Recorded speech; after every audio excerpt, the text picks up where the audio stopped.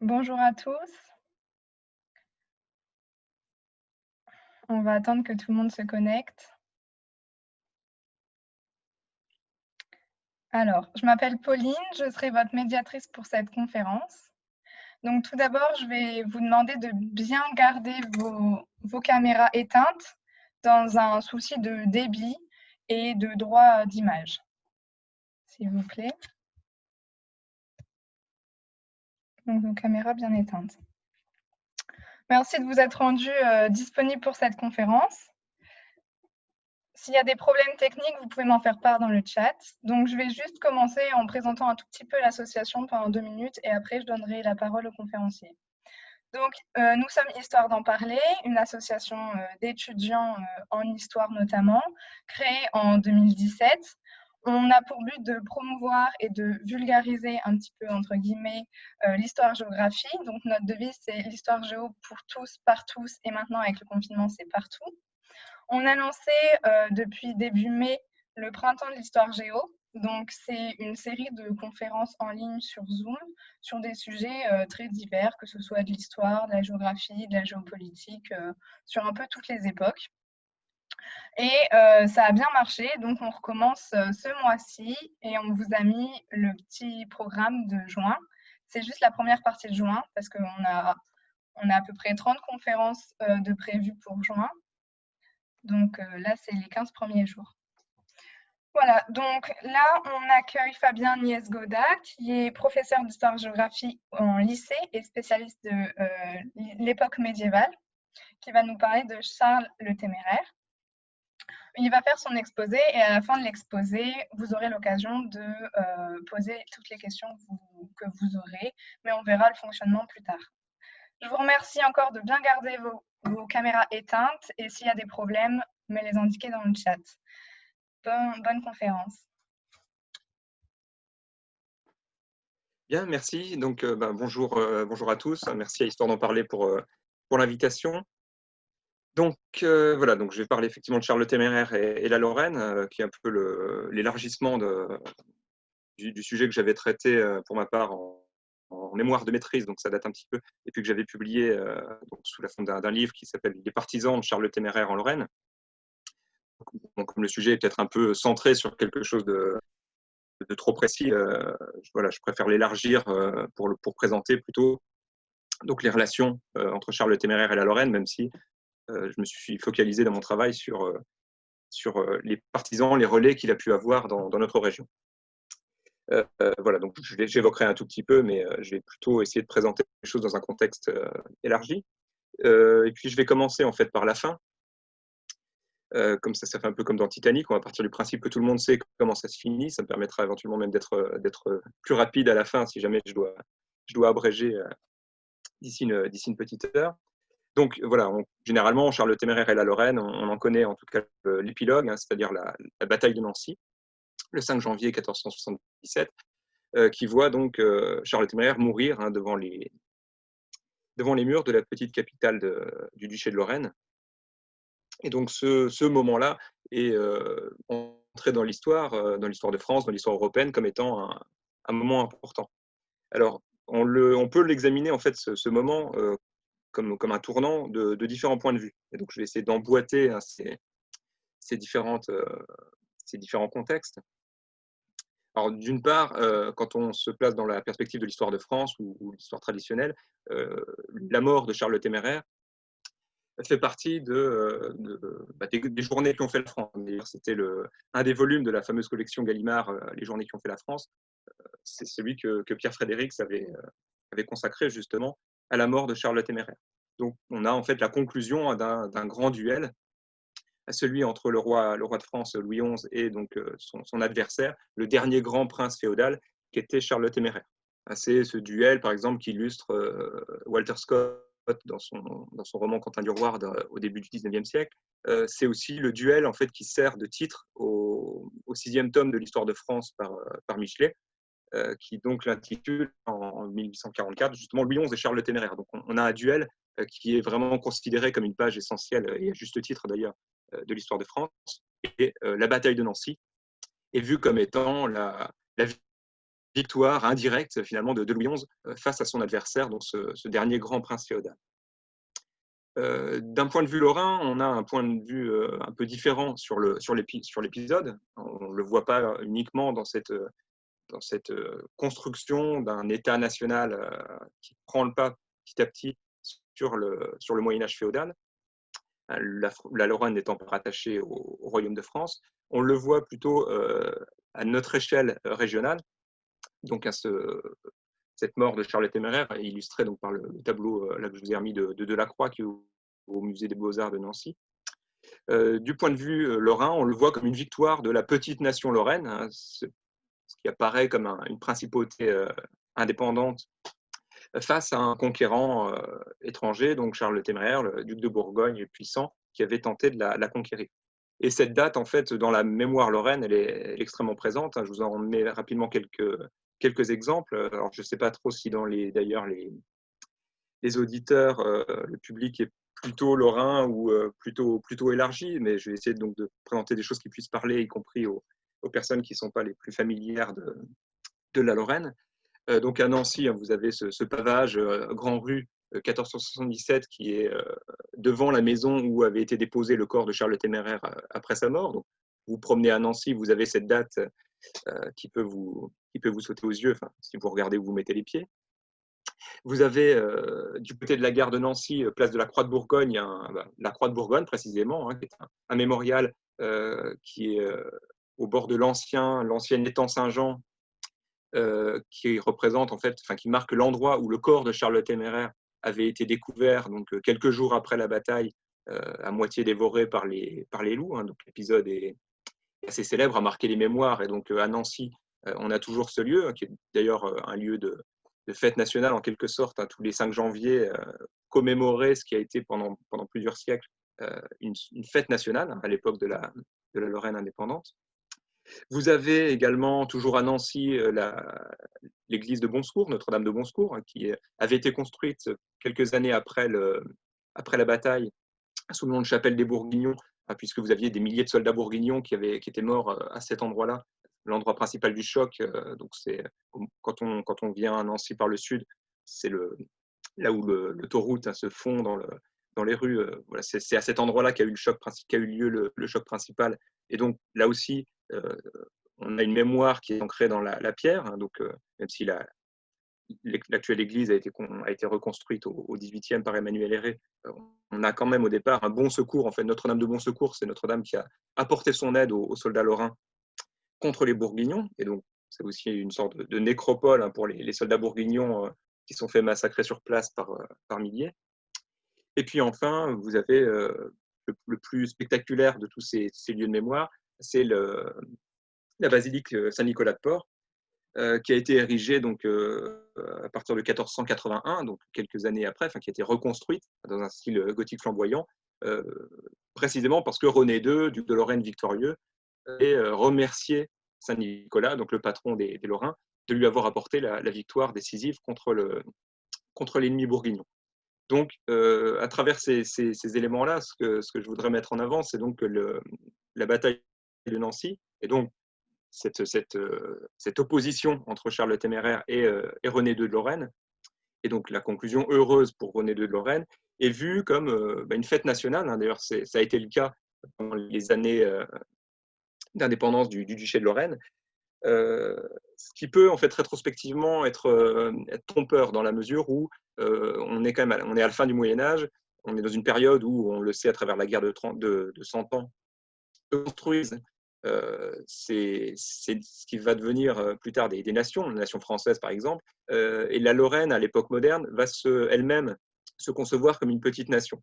Et elle va porter, du coup, et l'historiographie qui en découle, à l'époque romantique et en grande partie jusqu'à aujourd'hui, lie généralement cet événement dans une perspective qui est assez peu médiévale en réalité, qui tient peu compte de ce qu'était la réalité politique ou territoriale du Moyen-Âge, en plaquant dessus l'idée d'une petite nation envahie par une puissance étrangère. Donc, cette petite nation lorraine envahie par la puissance bourguignonne. Donc, et on verra en quoi c'est quelque chose qui, certes, joué un rôle dans l'identité lorraine, en quelque sorte, d'après la bataille de Nancy, mais qui rétrospectivement n'explique pas grand-chose en réalité si on n'essaye pas de voir la réalité médiévale, féodale, finalement plus complexe qui se cache derrière cette bataille. Et bien sûr, les événements qui ont été conclus par cette bataille. Et en particulier, pour bien comprendre la dernière échelle, donc j'ai parlé de l'échelle de l'histoire de France, là, un peu l'échelle régionale ou l'échelle lorraine. Le dernier élément important pour vraiment comprendre et situer cette bataille, c'est la Bourgogne. Je parlais du puissant duc de Bourgogne, donc Charles le Téméraire, qui donc lui-même est l'héritier d'une lignée. Alors là, je m'excuse, la carte est un peu pâle, je me suis aperçu de ça, mais bon, je vais commenter l'essentiel par grand bloc. De toute façon, il ne s'agit pas d'en faire une lecture fine. Donc, je vous resitue un petit peu si c'est un peu trop flou. Hein. Donc là, notre Lorraine est ici. Et Charles le Téméraire donc, était à la tête d'un État qui a été constitué par plusieurs générations, en deux blocs essentiellement. Hein. Donc, le bloc est au sud, qu'on appelle donc, les pays de par-delà, constitués par la Bourgogne et par la Franche-Comté, et puis ce qu'on appelle généralement les Pays-Bas bourguignons ou les pays de par-deçà, qui se situent au nord. Et donc Charles le Téméraire, avec sa mort, va voir s'effondrer cette construction politique particulière qu'on appelle, donc je reviendrai un peu dessus, l'État bourguignon. Alors là, je remonte un peu en arrière, puisque j'ai commencé par la fin, hein, je vais faire des flashbacks assez importants. Donc pour simplement resituer la construction de cet État bourguignon, dont Charles le Téméraire a essayé de faire quelque chose d'encore plus abouti. Donc si on remonte à son arrière-grand-père, le premier de la dynastie des Valois de Bourgogne, donc on a ce Philippe le Hardi, donc fils du roi de France, Jean de Lebon, qui lui donne en apanage, enfin, même si la notion d'apanage peut être un peu contestée pour différentes raisons, enfin dans ce cas-là en tout cas, lui donne le duché de Bourgogne, donc un des grands fiefs du royaume de France. Donc il en devient le duc qu'en 1363. Ce qui est important dans cette première étape, c'est surtout le mariage que va faire Philippe le Hardi. Il va épouser Marguerite de Flandre, qui est donc l'héritière d'un gros bloc, en fait, c'est-à-dire qu'elle est héritière à la fois de la Flandre, ici, de l'Artois, de différents morceaux, un Rethel dans les Ardennes, Nevers, donc qui élargit la Bourgogne proprement dite, et puis également la Franche-Comté, hein, c'est-à-dire le comté de Bourgogne, autrement dit la partie qui se situe du côté du Saint-Empire. Donc on a des possessions du côté du royaume de France, la Bourgogne elle-même, Nevers, Rethel, la Flandre et l'Artois, et puis une partie impériale déjà, hein, donc on est sur quelque chose qui géographiquement est à cheval à la fois donc avec une partie nord et une partie sud, et puis une partie française et une partie impériale. Et donc Philippe le Hardi, à la mort de son beau-père en 1384, devient pleinement, passe pleinement à la tête de cet ensemble, sachant que Philippe le Hardi lui-même est quand même quelqu'un qui est d'abord ancré à la cour du roi de France. Hein. Donc cet État bourguignon, qu'on va appeler rétrospectivement donc État bourguignon, se constitue comme une sorte d'amalgame territorial et féodal autour d'un personnage qui est avant tout un personnage à la fois de la famille proche du roi de France et de sa cour, puisqu'il est fils de Jean II le Bon, auprès de qui il combat à la bataille de Poitiers, hein, ce qui lui vaut son surnom. Il est le frère de son successeur sur le trône de France, donc Charles V, et puis il est oncle du suivant, c'est-à-dire Charles VI. Donc pendant 3 générations de rois de France, donc à la charnière à la fin du XIVe siècle et au tout début du XVe, il est extrêmement proche des différents rois de France, donc fils de l'un, frère de l'autre, et puis oncle du troisième. Les choses vont évoluer avec son fils, Jean sans peur, puisque Jean sans peur, familialement, évidemment, va être plus éloigné désormais de la lignée des rois de France. Son père était oncle d'un roi, lui est simplement cousin, et il va être donc pris dans une lutte d'influence qui va être ce qu'on va appeler hein, la querelle la guerre des Armagnacs et des Bourguignons. Donc une guerre, enfin une lutte d'influence au départ hein, à la cour du roi Charles VI, un roi qui est devenu fou, donc on a différents clans, différentes factions. Jean sans peur fait assassiner son cousin Louis d'Orléans en 1407, et lui-même va être assassiné, hein, sur l'épisode est célèbre, hein, sur le pont de Montreux, en présence du roi de France. Ce qui va amener, donc, du dauphin, pardon, le futur roi de France, Charles VII. Donc en 1419, hein, Jean sans peur meurt dans ces circonstances-là. Ce qui va amener son fils, donc le troisième duc de Bourgogne, Philippe le Bon, à avoir une politique beaucoup plus indépendante vis-à-vis du roi de France, par rancœur familiale, enfin rancœur filiale en quelque sorte. Donc il devient duc en 1419, donc relativement jeune, et il va faire le choix de s'allier anglais. On est en pleine deuxième phase de la guerre de 100 ans. Après donc la bataille d'Azincourt, les Anglais sont en position de force.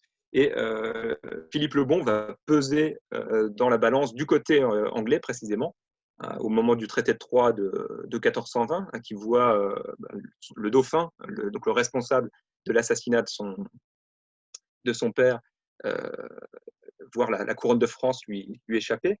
Et donc pendant une quinzaine d'années, hein, du traité de Troyes de 1420 jusqu'à son changement d'alliance en 1435, ce duc de Bourgogne, donc Philippe le Bon, va être l'allié des Anglais dans cette phase de la guerre de 30 ans. Ce qui va lui permettre hein, d'élargir le patrimoine de son père. Hein. Donc là, bon, je n'ai pas commenté les armoiries, mais on voit, si je reviens rapidement, on voit les armoiries se complexifier au fur et à mesure que le patrimoine s'élargit. Hein. Donc si je reprends rapidement tout ça pour situer en parallèle de la carte, donc Philippe le Hardi a des armoiries écartelées entre ce qui représente hein, sa filiation au roi de France, donc en premier et quatrième quartier, donc en tant que fils de Jean sans peur, de Jean le Bon, pardon, et puis en deuxième et troisième quartier, le duché de Bourgogne. Son fils donc hérite pleinement, voilà donc. Pardon. Donc Jean sans peur hein, hérite pleinement de la Flandre, donc vous avez le million des Flandres là qui se met au milieu. Et puis donc Philippe le Bon va compléter avec de nouvelles possessions. Donc sur la carte, en fait, c'est ce qui apparaît en bleu.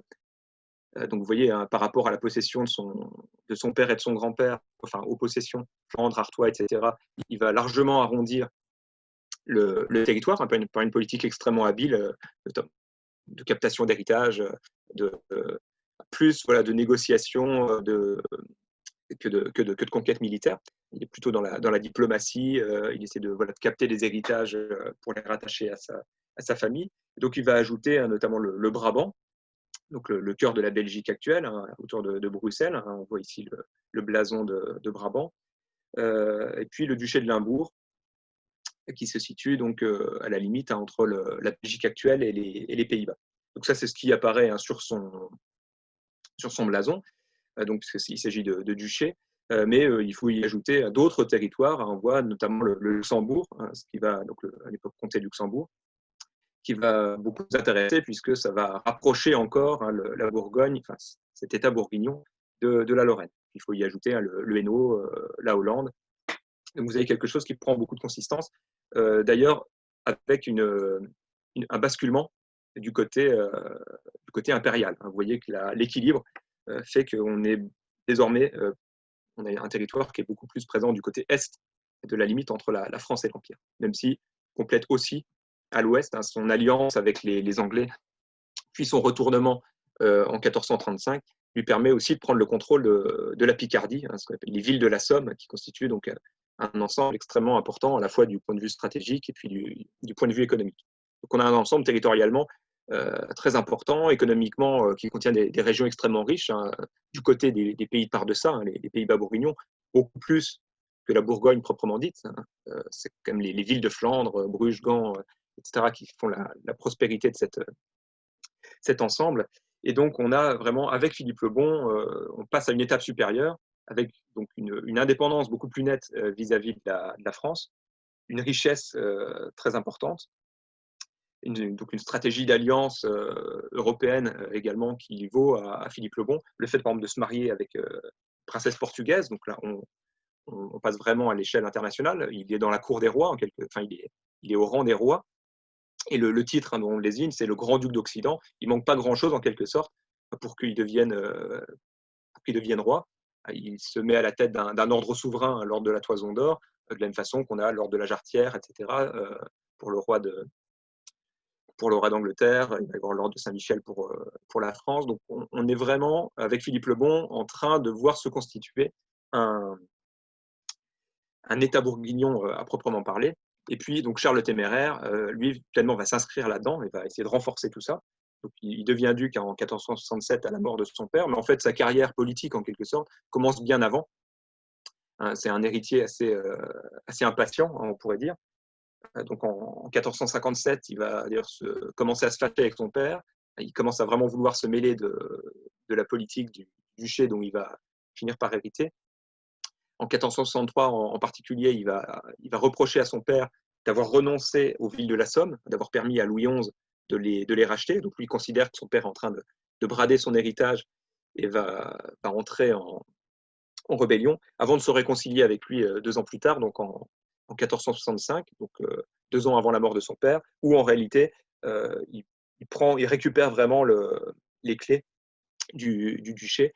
Son père va lui confier la lieutenance générale de ses États. Donc, en fait, on peut considérer que Charles le Téméraire commence quasiment à régner, en réalité, dès 1467. Alors, cet État bourguignon, dont on va voir les relations avec la Lorraine. Alors, ce qui est intéressant de savoir à son propos, dans une perspective un peu historiographique, et en particulier pour rebondir sur ce que je disais tout à l'heure, sur la façon dont on peut ou pas projeter rétrospectivement des réalités modernes sur cette réalité, enfin des concepts modernes sur cette réalité médiévale, peut se poser la question justement de la pertinence de l'expression que j'ai utilisée à plusieurs reprises d'État bourguignon.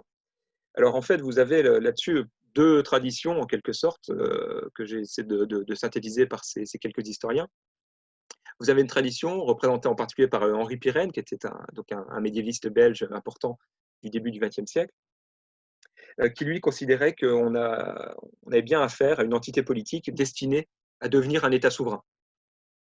Un échec évidemment avec la mort de Charles le Téméraire, mais il considère, en mettant en particulier l'accent sur le père de Charles le Téméraire, donc Philippe le Bon, sur cette vocation de la Bourgogne, de cet État bourguignon, malgré son éclatement géographique, de la vocation de cette Bourgogne à constituer un État souverain. Et donc cette tradition historiographique, elle est très présente en Belgique. On a le nationalisme belge est souvent imprégné d'une forme de nostalgie de cette grandeur des Pays-Bas bourguignons, donc à la fin du Moyen-Âge. Par opposition, vous avez, donc je l'ai placé ici à droite, Johan Huizinga, qui est lui un historien néerlandais, qui est célèbre notamment pour son apport à l'histoire de la culture de la fin du Moyen-Âge, enfin, l'histoire de la culture, son livre célèbre sur l'automne du Moyen-Âge. Huizinga, lui, considérait à rebours qu'on avait quelque chose qui était une construction qui était beaucoup plus contingente, qu'en fait on pouvait difficilement projeter une intention réelle de construction d'un État bourguignon. Lui considérait que certes on observe à l'époque de Philippe le Bon une forme de construction d'une puissance indépendante, mais il voit ça plutôt comme le fait que Philippe le Bon aurait été servi par une conjoncture favorable, avait réussi à jouer un jeu habile dans l'opposition entre Armagnac et Bourguignon, entre la France et l'Angleterre, mais qu'on avait plutôt affaire à une trajectoire personnelle assez habile, plus qu'à réellement une construction politique à part entière. Donc voilà, on a un peu ces deux positions, hein, ceux qui vont se focaliser sur vraiment la construction d'un État bourguignon, et puis ceux qui vont avoir tendance plutôt à nuancer ou à minimiser cette construction. Dans la première tradition, vous avez donc l'historien britannique Richard Vaughan qui a publié en anglais les 4 biographies des 4 ducs, et puis un ouvrage de synthèse sur la dynastie elle-même, qui lui s'inscrit dans la tradition de Pirenne. Donc il considère même que dès Philippe le Hardi, donc dès le premier, on commence à pouvoir déceler des aspirations à l'indépendance, malgré ce que je vous ai dit, sur le fait que Philippe le Hardi était un personnage d'abord de la cour de France. Richard Vaughan considère, lui, qu'on peut déceler dès ce moment-là, sans faire de projection rétrospective, une volonté d'indépendance. On a la même chose chez un autre historien belge qui est Paul Bonenfant, qui avait publié notamment une biographie de Philippe le Bon dans les années 60, qui lui nuance en disant jusqu'à Philippe le Bon, on a plutôt affaire à des princes français, et à partir de Philippe le Bon, et surtout avec Charles le Téméraire, là, ça bascule. Et dans cette discussion historiographique, les deux pôles qui, dans les publications actuelles, représentent ces deux tendances. Donc c'est Bertrand Schnerb d'un côté, donc le grand spécialiste qui a publié cette synthèse donc, il y a une vingtaine d'années, qui lui, d'où son titre d'ailleurs, l'État bourguignon, affirme clairement qu'il s'agissait d'une construction politique particulière. Il utilise bien et il assume le mot État dans son acception moderne. Il observe qu'on a bien affaire à une dynastie, on a des institutions administratives, judiciaires, financières, militaires qui sont propres à cet État bourguignon. Par exemple, on a une chambre des comptes et une chambre de justice qui s'installe à Dijon et à Lille dès le règne de Philippe le Hardi, donc dès le premier. Et puis tout ça se complète jusqu'à ce que Charles le Téméraire installe à Malines en 1473, donc près de Bruxelles, un parlement qui est destiné à être une cour d'appel pour autant l'ensemble des parlements qui pouvaient exister, donc à Lille, Bruxelles, etc., dans les Pays-Bas bourguignons. Donc vraiment l'idée de ne pas simplement être à la tête une sorte de mosaïque, mais de bien couronner le tout, donc avec cette cour d'appel, ce parlement de Malines, qui en est l'aboutissement. Donc voilà, pour Bertrand Schnerb, on a différents éléments, mais au-delà des éléments administratifs ou institutionnels, on considère qu'il y a aussi ce qu'on pourrait appeler une société politique. Il y a une idéologie spécifique, ça c'est quelque chose qui est important, et en particulier à l'époque de Charles le Téméraire, l'idée de croisade, par exemple, qui est une idée qui perdure longtemps à la fin du Moyen-Âge. La cour de Bourgogne en est particulièrement imprégnée. C'est auprès des ducs de Bourgogne, généralement, que résident les derniers espoirs de pouvoir mener de nouvelles croisades contre les Turcs qui progressent. Vous avez une mise en avant de l'esprit chevaleresque à travers les tournois qui se prolongent à travers l'ordre de la Toison d'Or. Vous avez vraiment une sorte d'idéologie spécifique qui, d'après Bertrand Schnerb, vient aussi donner un peu plus de consistance à cette construction politique. Vous avez une diplomatie qui est autonome, avec les ducs de Bourgogne. Je parlais par exemple du mariage avec Isabelle de Portugal. Vous avez des alliances qui se font avec des princes italiens, etc. Donc, voilà, pour Bertrand Schnerb, clairement, on peut affirmer, on peut utiliser l'expression d'État bourguignon. Vous avez une historienne qui a publié sa thèse il y a quelques années, qui s'appelle donc Élodie Lécupre Desjardins, qui, tout en étant assez proche de Bertrand Schnerb par pas mal d'aspects, nuance quand même tout ça, en disant que le terme d'État bourguignon est un terme qui est pratique et commode, je reprends ces termes, mais elle le conteste néanmoins. Elle préfère identifier ça comme une entité politique, et elle identifie ce qu'elle appelle une incomplétude chronique. C'est-à-dire qu'en fait, tout ce que Bertrand Schnerb met en avant, d'après Élodie Lécupre Desjardins, d'où son titre, c'est des éléments qui sont inachevés. Et elle, ce sur quoi elle insiste, c'est plutôt sur les liens de fidélité personnelle au prince, et cette cohésion, elle considère qu'elle était seulement en germe. Donc, bon, on a plutôt une querelle d'interprétation, en quelque sorte, entre la volonté de voir quelque chose déjà de quasi achevé, et puis l'insistance, au contraire, donc chez Élodie Lécupre Desjardins, sur cet aspect justement inachevé et en germe de l'État bourguignon. Donc c'est dans ce contexte-là que doit se comprendre le rapport entre la Bourgogne de Charles le Téméraire et la Lorraine, dans le cadre de cet État bourguignon qui petit à petit se construit comme une entité politique à part entière. Évidemment, j'insiste pas, la carte parle d'elle-même, la Lorraine ayant une position géographique essentielle pour pouvoir constituer quelque chose qui ait une cohérence territoriale entre ces pays de par de ça et ces pays de par de là.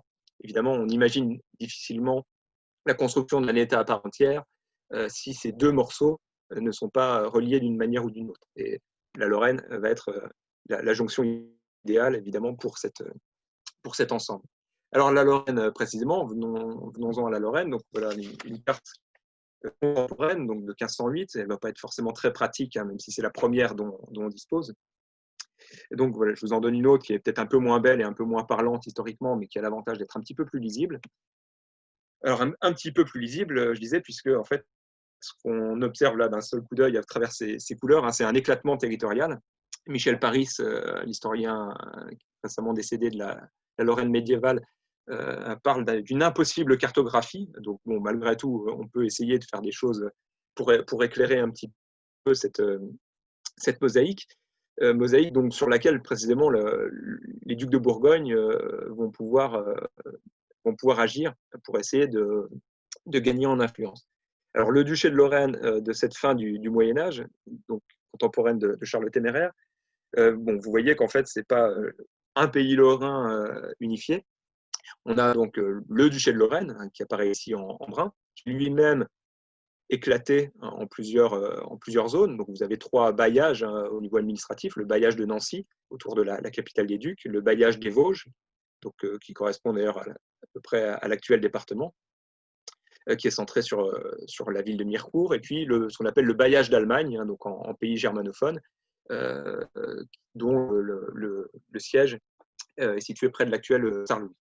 Donc, vous avez plusieurs zones éclatées, donc linguistiquement différentes, territorialement assez éclatées, et qui de toute façon ne couvrent pas du tout l'ensemble de ce qu'on appelle au sens large la Lorraine.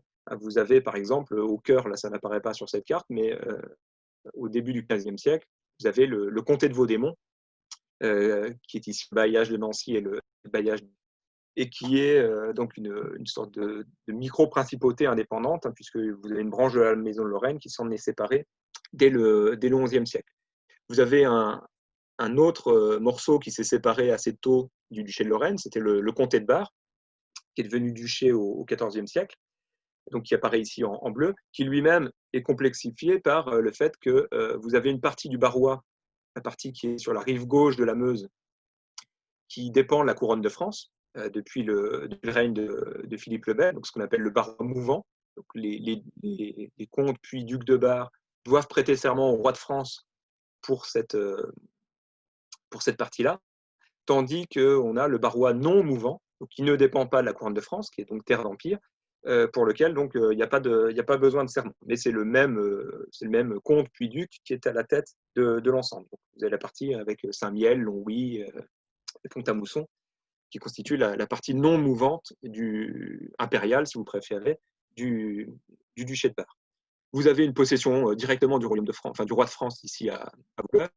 Vous avez des principautés ecclésiastiques, donc vous avez l'abbaye de Gorze, vous avez, bon ça apparaît pas ici, le chapitre de Saint-Dié, celui de Remiremont. Vous avez les fameux 3 évêchés, donc l'évêché de Verdun, l'évêché de Toul, l'évêché de Metz, sachant que chacun de ces évêchés eux-mêmes ont des cités qui sont plus ou moins indépendantes, avec des pouvoirs municipaux, des bourgeois qui ont pris le pouvoir, donc à Verdun et Toul, et surtout à Metz, hein, où c'est constitué une forme de république oligarchique qui a même chassé l'évêque à la fin du XIIIe siècle. Donc, vous avez l'évêque de Metz qui lui-même possède des terres, par exemple à Vic-sur-Seille, etc. Et vous avez le pays messin qui dépend de la bourgeoisie messine.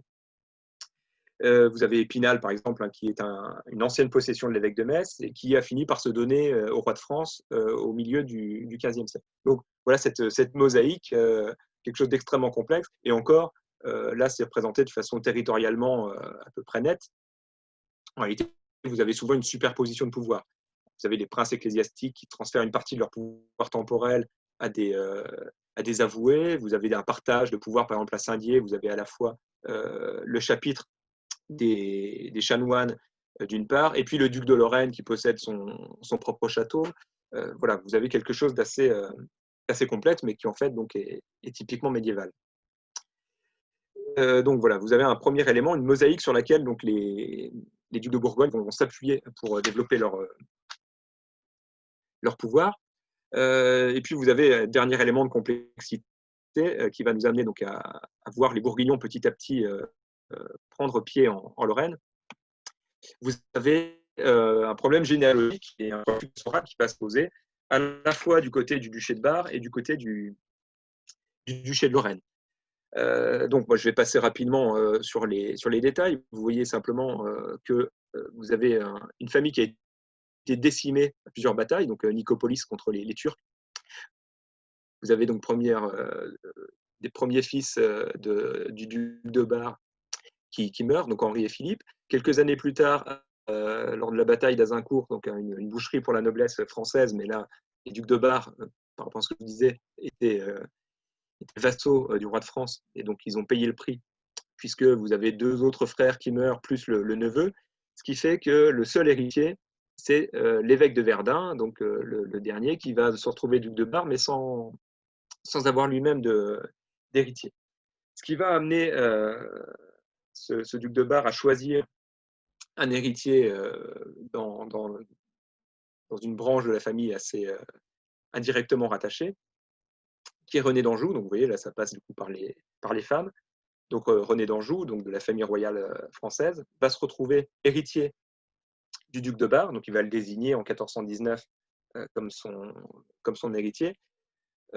Et en parallèle, par la même occasion, donc, on va marier cet héritier avec l'héritière du duc de Lorraine. Donc, on a un premier début de simplification, puisque on va avoir une réunification à terme entre le duché de Bar et le duché de Lorraine, les deux lignées finissant par converger dans la personne de René d'Anjou, donc il y a encore une dizaine d'années à ce moment-là, mais qu'on va marier avec la future duchesse de Lorraine. Alors, les Bourguignons, là-dedans, pour l'instant, on ne voit pas très bien ce qu'ils font. On a plutôt, au contraire, la constitution d'une Lorraine plus indépendante. Donc là, on a vraiment quelque chose qui s'inscrit dans le règne de Charles le Hardi, un duc de Lorraine, qui était au départ plutôt pro-bourguignon dans le cadre de la querelle entre Armagnac et Bourguignon, et qui va finir par avoir une politique de plus en plus neutre. Et donc là, ce rapprochement se comprend très bien politiquement. Il se trouve un héritier qui va permettre en même temps au duché de Lorraine de s'étoffer par le duché de voisin de Bar, qui était longtemps la puissance rivale localement. Alors, les Bourguignons vont finalement réussir quand même à s'insérer dans ce jeu, puisque cette succession donc de Charles II, qui devrait donc passer par Isabelle, mariée à René d'Anjou, est contestée par Antoine de Vendémont, donc son neveu, qui va en fait s'appuyer sur une sorte de loi salique. Enfin, il va considérer que le duché de Lorraine ne peut pas se transmettre par les femmes. De la même façon, le problème s'était posé pour le royaume de France au début de la guerre de 100 ans. Donc lui, ce comte de Vendémont, se prétend en fait le successeur légitime du roi de France, mais légalement, ses arguments et ses espoirs sont finalement assez minces, puisque le testament de Charles de Lorraine est clair. Ce testament a été confirmé par différents parlements. Il le fait confirmer également par la noblesse de la Lorraine. Il réunit à Nancy, et donc Charles de Lorraine fait prêter serment aux nobles lorrains de reconnaître Isabelle comme étant duchesse. Donc, les arguments d'Antoine de Vaudémont et ses forces locales sont assez minces, d'où le recours qu'il va avoir à une puissance étrangère, à savoir le duc de Bourgogne, pardon, Philippe le Bon. Et Philippe le Bon va avoir d'autant plus d'intérêt à se rapprocher d'Antoine que le duc de Lorraine, l'héritier légitime, donc après la mort de 1431 de Charles de Lorraine en 1431, c'est René d'Anjou. René d'Anjou, au moment de l'arrivée dans l'histoire de Jeanne d'Arc, donc 1429, a choisi le camp des Armagnacs.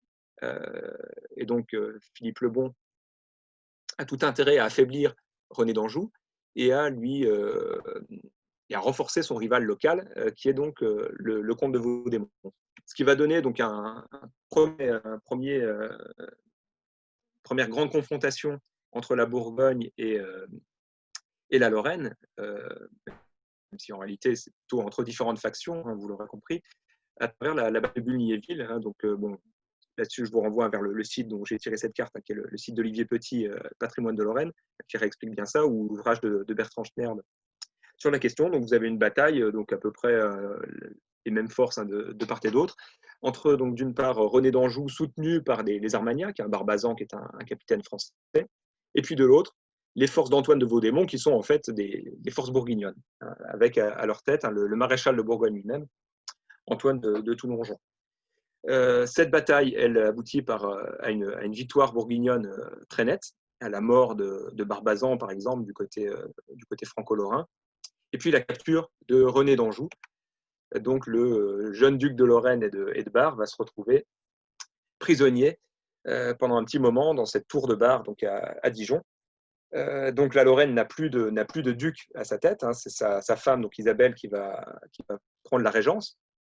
Elle va être secondée, d'ailleurs, dans cette période, par la noblesse de Lorraine. On a quelque chose d'assez important qui se met en place à ce moment-là et qui est essentiel pour comprendre la suite, c'est que la Lorraine va s'organiser en quelque sorte comme une sorte de principauté aristocratique, plus que comme une principauté monarchique en réalité. On a une sorte de cogestion du duché par la noblesse. Et donc Isabelle, cette régente, enfin duchesse et régente, va donc être largement épaulée par une noblesse lorraine autour d'elle, notamment pour régler le problème de la rançon, puisqu'il s'agit de libérer son mari.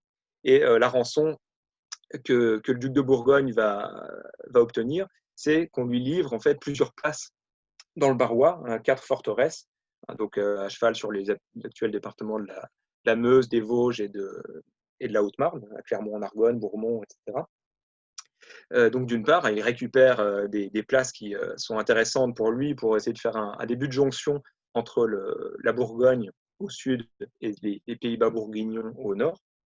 Et puis également, Philippe le Bon va se poser en arbitre dans cette lutte de succession de la Lorraine. Et il ne va pas forcément aveuglément soutenir Antoine de Vaudémont, contrairement à ce qu'on pourrait imaginer. En fait, il va convoquer les deux à Bruxelles, donc qui est un peu sa capitale. Donc il convoque René, qui est son prisonnier, qui va donc finir par libérer après avoir obtenu cette rançon, et puis Antoine. La façon dont ça va être réglé, je reviens sur la généalogie précédente, c'est encore une fois par un mariage, c'est-à-dire que la fille de René d'Anjou, Yolande, et d'Isabelle, donc l'héritière de Lorraine, va épouser le fils d'Antoine, Thierry II, ce qui va finalement donc fusionner les deux branches. Donc bon, pour Antoine, c'est un peu frustrant évidemment. Il va d'ailleurs attendre plusieurs années encore, 1441, pour se soumettre vraiment. Mais Philippe le Bon va chapeauter donc un règlement par donc ce mariage qui va être ensuite confirmé par l'empereur Sigismond. Et donc voilà la manière assez habile et indirecte par laquelle la Bourgogne finit par se poser en arbitre au-dessus de la Lorraine.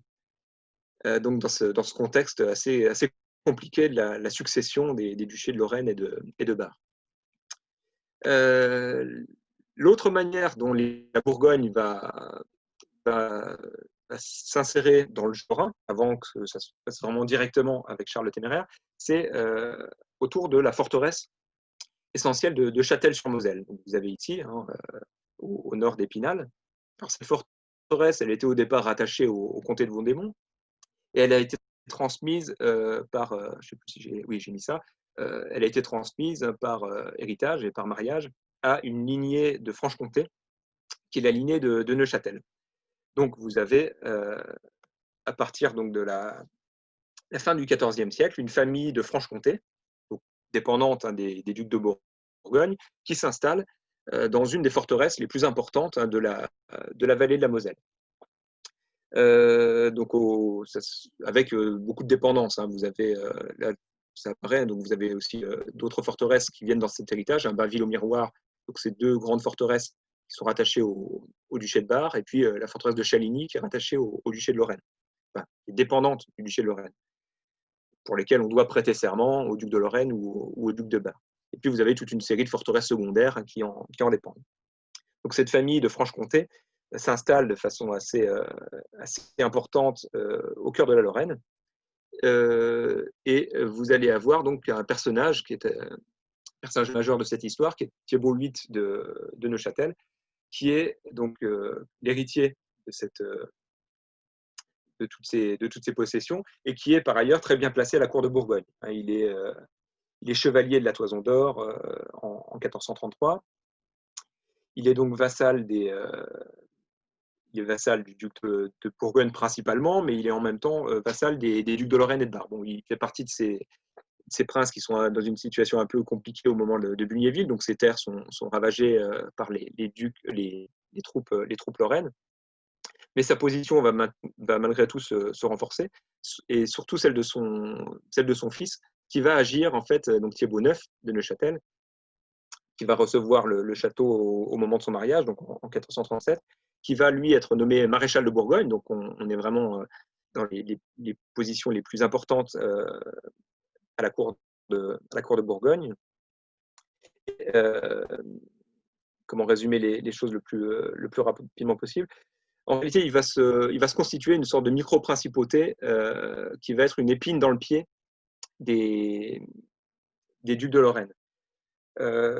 Alors, il va premièrement refuser à plusieurs reprises de prêter hommage au duc de Lorraine, ce qui pourtant devrait être le cas en raison de ses possessions. Donc le duc de Lorraine envoie son bailli ou le duc de Bar pour obtenir ce serment, mais Thiébaut IX de Neuchâtel se considère donc comme indépendant, ou seulement dépendant en réalité de la Bourgogne, et encore, il a même une politique assez indépendante à plusieurs reprises vis-à-vis de la Bourgogne.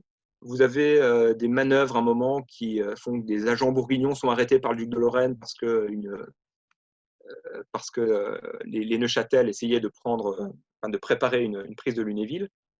Donc ça va échouer. Par contre, il va réussir à mettre la main sur l'évêché de Toul. L'évêque de Toul, en fait, est à ce moment-là un fidèle du duc de Bourgogne, qui s'appelle Guillaume Filastre, qui va en fait confier à Thiébaut de Neuchâtel la gestion des places fortes de l'évêché, donc qui apparaissent ici, Liverdun, Blénod-les-Toules, Mézières, et puis Brissé ou Chanoine. Et la famille de Neuchâtel, donc cette famille franc-comtoise, va s'emparer encore plus nettement de l'évêché de Toul quand Guillaume Pilas va être nommé à Tournai et que son successeur va mourir assez rapidement. Et parmi les candidats, donc on va trouver le fils de Thiébaut IX, Antoine de Neuchâtel, qui a seulement 12 ans à ce moment-là, qui est déjà abbé de Luxeuil, mais on n'est pas à un cumul près à ce moment-là, dès qu'il s'agit en fait d'élargir un petit peu l'influence de la famille. Et après une forte pression bourguignonne sur le chapitre de Toul, c'est Antoine de Neuchâtel, donc à 12 ans, qui va être élu. Et évidemment, très rapidement, son père, Thiébaut IX, va devenir administrateur du temporel de l'évêché, au même moment où il a une promotion en devenant chevalier à son tour de l'ordre de la Toison d'Or.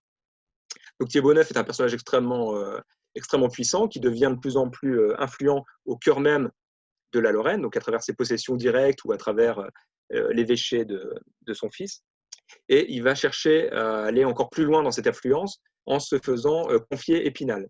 Alors là, je passe dans comment il se fait confier Épinal. Épinal, je le disais tout à l'heure, possession, mais assez lointaine du roi de France. Le roi de France a besoin de l'influence de Thiébaut IX de Neuchâtel dans des histoires italiennes, à travers des problèmes qui se passent à Milan. Et donc, en échange de cette aide diplomatique, Thiébaut IX de Neuchâtel va se faire céder officiellement la ville d'Épinal. Le problème, c'est que localement, ça ne se passe pas comme ça. Les habitants d'Épinal vont en fait vont refuser de se soumettre à leur nouveau maître. Alors, donc là, on est en 1465. Les choses vont être perturbées par la guerre qui va se produire dans le Royaume de France, qui s'appelle la guerre du bien public. On va avoir donc tout un ensemble de grands seigneurs qui vont se liguer ensemble contre le roi de France Louis XI. Et ça va en fait, ça va régler temporairement le différend qui peut exister entre le duc de Lorraine, donc qui n'est plus René, qui n'est plus René d'Anjou, mais puisque sa femme est morte en 1453, donc René d'Anjou garde le duché de Bar, mais le duché de Lorraine passe à son fils, donc Jean de Calabre. Et ce Jean de Calabre se retrouve donc dans le même camp que Thiébaut de Neuchâtel et que Charles le Téméraire, qui n'est pas encore duc de Bourgogne, qui est comte de Charolais, mais qui est à la tête de cette Ligue du bien public. Donc tout ce petit monde-là se retrouve contre Louis XI et menace donc Louis XI. C'est l'époque de la bataille de Montlhéry, on a le siège de Paris. Et puis petit à petit, la coalition va se disloquer, notamment parce que Louis XI va réussir à essayer de diviser tous ces coalisés qui n'avaient finalement pas beaucoup d'intérêts en commun. Alors en ce qui concerne du coup les Neuchâtel, donc à ce moment-là, une lutte. Alors je vous épargne les détails, je vais aller assez rapidement vers la dernière phase. Donc vous avez dans les années 1467, 1468 une guerre féodale en fait qui se passe entre les Neuchâtel d'une part et puis la cour de Lorraine. Alors les événements eux-mêmes ne sont pas forcément très importants. Ce qui est important pour comprendre la suite, c'est surtout le rôle que joue la noblesse lorraine dans cette affaire-là. Jean, donc le nouveau duc de Lorraine, est absent en fait à ce moment-là. Thibaut-Neuf de Nemours lui-même d'ailleurs est rarement présent dans la région. Il a des agents sur place, mais le duc de Lorraine lui-même, il est par exemple en Catalogne au moment où se passent toutes ces affaires-là. Et donc c'est plutôt en fait les nobles lorrains eux-mêmes qui s'organisent, ce qu'on appelle le Conseil de Lorraine. Donc les nobles qui sont groupés autour du duc, qui co-gèrent comme une sorte de république aristocratique. Enfin, l'expression est d'Émile Duvernois, un historien du début du XXe siècle.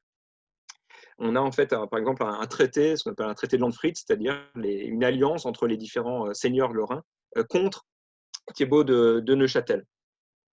Donc c'est plus dans un esprit de république aristocratique en quelque sorte que se construit cette Lorraine sous les ducs angevins, plutôt que comme une principauté réellement monarchique gérée par un souverain, vu que le souverain en question est en réalité largement absentéiste.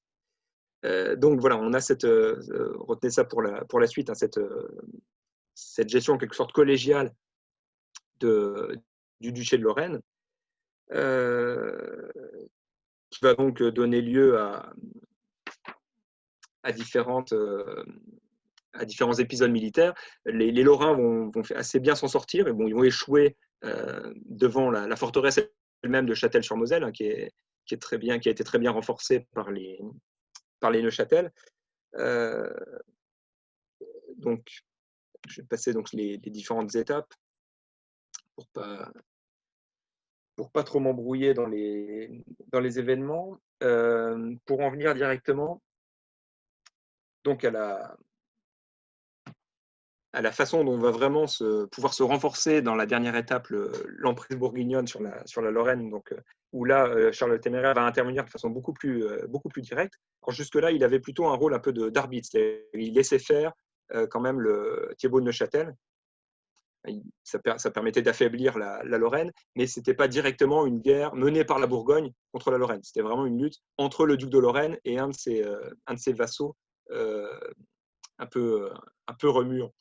Les choses vont en fait changer au moment où Jean de Calabre, donc en 1470, va mourir, et où va lui succéder le jeune Nicolas, donc Nicolas qui a à ce moment-là donc à peine 22 ans. Donc on a un jeune duc qui arrive sur le trône de Lorraine, si on peut dire, qui est en fait donc qui est à la fois jeune et inexpérimenté. En particulier, par exemple, il va à un moment, alors même que les nobles lorrains, avec l'armée lorraine, étant en train de reprendre pied largement contre les Neuchâtel, autour de la ville d'Épinal, Nicolas va accepter un moment de céder ses droits sur Épinal au comte de Clermont, qui est un prince français. Et les nobles lorrains vont en fait aller le chercher à la cour du roi de France, où il est, pour lui faire renoncer à ses droits. C'est-à-dire, en fait, vous avez la noblesse de Lorraine qui est en train de récupérer Épinal et qui voit son duc en train dans son dos, de céder cette ville. Donc c'est la noblesse de Lorraine qui va forcer le duc Nicolas à conserver Épinal dans dans le patrimoine ducal. Donc là, on voit bien finalement que la noblesse de Lorraine se constitue comme étant vraiment la responsable des intérêts du duché, plus que certains ducs eux-mêmes qui sont jeunes, inexpérimentés, maladroits et parfois éloignés. C'est le cas pour Nicolas, qui est à la cour du roi de France au moment où il hérite de son père. Et donc la noblesse lorraine va l'encadrer en quelque sorte, le chapeauter, le parrainer. Et le duc de Bourgogne va lui-même s'intéresser de près à ce jeune duc de Lorraine, parce que la Lorraine, on l'aura compris, hein, permettrait de faire la jonction entre Pays-Bas bourguignons et Bourgogne proprement dite. Et le duc de Bourgogne va donc lui proposer en fait à ce jeune duc Nicolas une alliance assez intéressante, puisque le duc de Bourgogne est en train à ce moment-là de se renforcer assez nettement. Il a fait une trêve avec Louis XI. Il commence à avoir donc le duché de Gueldre donc dans les Pays-Bas. Il s'allie avec des princes italiens. Il commence vraiment à passer à la vitesse supérieure dans la constitution de l'État bourguignon. Et il a besoin, pour que tout ça soit cohérent, de transiter par la Lorraine. Et donc, il va faire signer à Nicolas un traité en 1472 qui va laisser justement au duc de Bourgogne et à ses troupes la possibilité de transiter par le territoire lorrain, par ses villes et même par ses forteresses. Les choses vont aller un petit peu plus loin dans la mesure où il va proposer à Nicolas, il va même projeter l'idée d'un mariage entre donc, le jeune duc Nicolas de Lorraine et puis la fille unique, c'est l'enfant unique de Charles le Téméraire, qui est Marie de Bourgogne, donc qui est née en 1457 et qui est évidemment extrêmement précieuse puisque c'est censé être son héritière. Et il promet donc à Nicolas d'épouser Marie. Donc il y a des promesses qui sont échangées entre les deux fiancés à l'été 1472. Donc il y a des perspectives évidemment territoriales alléchantes, puisque à terme, tout ça permettrait de rattacher à l'État bourguignon, donc, puisque de Nicolas et de Marie devraient finalement, par eux pourrait se prolonger cette lignée, donc pour hériter à la fois des possessions de Charles le Téméraire, et puis du duché de Lorraine qu'à Nicolas, et à terme, bien sûr, une fois que son grand-père René d'Anjou mourrait, du Barrois, voire d'autres possessions de René d'Anjou, hein, comme la Provence. Donc on peut imaginer, à travers ce mariage, quelque chose d'extrême, enfin un axe lotharingien qui reconstituerait donc vraiment un bloc majeur entre la France et le Saint-Empire. Alors, donc on a donc une perspective d'alliance intéressante qui se met en place, mais qui va faire long feu pour deux raisons. Premièrement, parce que Charles le Téméraire n'est pas si prompt que ça à marier sa fille. Philippe de Comines ironise là-dessus dans ses mémoires en disant que finalement, il préférait l'avoir comme monnaie d'échange que réellement comme... une fois mariée, elle aurait beaucoup moins d'intérêt. Donc, il fait miroiter sa main à plusieurs prétendants, donc à Nicolas d'une part, mais il a plus intéressant, c'est le fils de l'empereur, Maximilien, donc l'empereur Frédéric III. Et donc, entre-temps, malgré tout, cette alliance, elle va quand même donner quelque chose, donc elle va exister pendant 1 an, cette promesse de mariage. Ça va amener Nicolas à vraiment se mettre au service du duc de Lorraine. Il emmène avec lui une partie de son armée pour participer à des campagnes de Charles le Téméraire contre Louis XI, donc en Picardie, en Normandie. Bon, c'est quelque chose qui ne va pas donner grand-chose à part des pillages. Ça ne va pas construire territorialement grand-chose, mais on voit là que la Lorraine, elle passe vraiment dans le giron bourguignon. Même si c'est donc après, ça va pas durer très longtemps, mais on voit très bien là que la Lorraine devient une partie de l'ensemble bourguignon. On anticipe en quelque sorte sur le futur rattachement, même si, donc je disais, le mariage n'aura pas lieu, puisqu'il y a un autre prétendant auquel pense Charles le Téméraire, c'est donc Maximilien de Habsbourg, le fils de l'empereur. Alors là, c'est plus intéressant pour c'est encore plus intéressant, hein. Nicolas de Lorraine était déjà quand même un prétendant intéressant. Mais les contacts que Charles le Téméraire a avec l'empereur ont une toute autre perspective, puisque ce qu'imagine Charles le Téméraire, c'est en faisant épouser sa fille à Maximilien, lui-même se place en intermédiaire entre Frédéric, empereur du Saint-Empire, et Maximilien. C'est-à-dire que Charles le Téméraire imagine bénéficier du titre de roi des Romains, c'est-à-dire de se faire élire au roi des Romains et être donc héritier de la couronne impériale, venir à la mort de Frédéric récupérer lui-même donc la couronne, sachant que son propre héritier serait Maximilien. Donc en fait, Charles le Téméraire viendrait s'insérer entre deux Habsbourg, et ce serait gagnant-gagnant, puisque les Habsbourg récupèrent tout l'héritage bourguignon grâce à ce mariage, et puis Charles le Téméraire lui-même vient bénéficier d'une couronne impériale. Donc on est dans un moment, là, on est en 1473, où Charles le Téméraire se tourne vraiment beaucoup plus vers l'Empire. Donc il négocie ça avec l'empereur Frédéric, il visite symboliquement Aix-la-Chapelle, et puis il multiplie les alliances dans le cadre de l'Empire, avec les lecteurs de Palatinat, par exemple. Donc il essaye de multiplier les alliés, Nicolas de Lorraine étant l'un de ses alliés. Le problème, c'est que Nicolas va mourir prématurément, donc à l'âge de 25 ans, en 1473, et donc le duché de Lorraine va revenir à un Vaudémont, à la suite de l'accord dont on avait parlé tout à l'heure.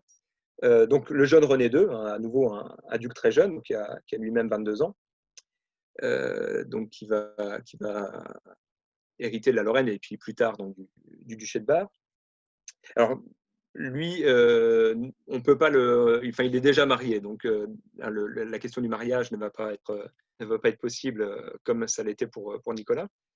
Et puis donc il va pas pouvoir être le même type d'allié, mais malgré tout, il va passer sous la coupe bourguignonne en plusieurs étapes. Alors, pour comprendre les choses, il faut vraiment se mettre dans la perspective de ce que j'ai répété à plusieurs reprises sur la façon dont la Lorraine s'était constituée sous une forme un peu aristocratique. Or, René II va être assez maladroit quand il va arriver sur le trône de Lorraine, puisqu'il va être influent, enfin, il vient de Joinville, donc en Champagne, il est plutôt imprégné des idées et des pratiques, surtout de la cour de France. Et il va négliger justement de tenir compte suffisamment de la noblesse lorraine. Donc, même si le Conseil de Lorraine continue à exister en tant que tel, il va oublier, par exemple, de confirmer les privilèges de la noblesse par une charte, alors que ça s'était fait par ses trois prédécesseurs, les trois ducs angevins, donc René Ier, Jean et Nicolas, avaient tous prêté serment de respecter les privilèges. Lui, il ne le fait pas, donc ça peut apparaître comme un signe un peu excessivement monarchique en quelque sorte. Il va bousculer aussi certaines habitudes. Il y a des titres qui étaient associés à certains personnages ou à certaines familles, et il va se permettre de bousculer donc ces habitudes. Et c'est des personnes qui vont du coup se tourner par la suite vers le duc de Bourgogne. André de Haraucourt, par exemple, qui va être un des principaux partisans de Charles le Téméraire en Lorraine, ne va pas hériter de la charte de sénéchal de sénéchal de Lorraine au moment où son père va mourir. Il y avait une sorte de tradition d'héritage. Donc non, René II va donner la charge à quelqu'un d'autre. Gaspard de Raville, qui était maréchal de Lorraine, va être remplacé par un autre. Donc lui aussi va être frustré de perdre cette charge. René II va confier des responsabilités à des gens qui viennent d'Anjou ou de Joinville. Et donc, il y a une partie de la noblesse lorraine qui va être un peu frustrée par les pratiques de ce jeune prince qui apparaît un petit peu comme un Français, en quelque sorte, qui ne respecte pas suffisamment les traditions de la noblesse lorraine. Il va d'ailleurs, sans consulter sa noblesse, ce jeune duc René II, s'allier avec Louis XI. Donc en août 73, il va signer un traité qui est le traité de Neuchâteau, qui est un traité négocié par des Angevins d'ailleurs. Donc les Lorrains n'y participent pas. La noblesse lorraine n'y participe pas, et René II lui-même, il ne gagne pas grand-chose. il y a pas de réelle contrepartie positive. Il espère avoir des droits sur l'héritage angevin, etc. C'est des choses qui ne concernent pas réellement la Lorraine à proprement parler. Et il va vite comprendre que cette alliance ne lui sert pas à grand-chose. Il voit au contraire l'emprise bourguignonne devenir une forme de menace. Vous avez des troupes bourguignonnes qui sont massées à Luxembourg. L'évêque de Metz s'allie à son tour avec le duc de Bourgogne.